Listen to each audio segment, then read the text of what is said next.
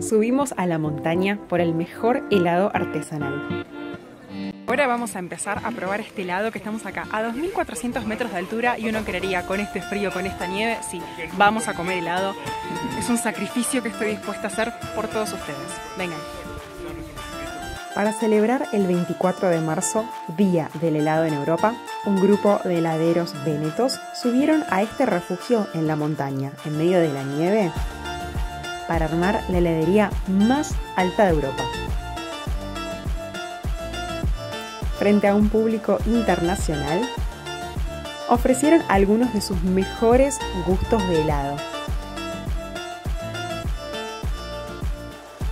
La convocatoria fue excelente.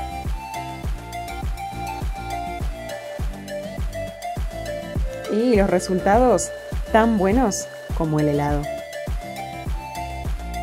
Con esta panorámica soñada, festejamos otra edición del Gelato Day. Entre los gustos teníamos Rosso Tiziano,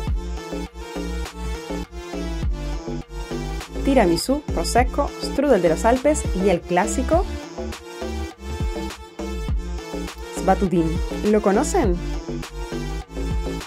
Les cuento más en mi programa de radio Ernestina dalla fine del mondo por Radio ABN Voce delle Dolomiti. Ciao ciao!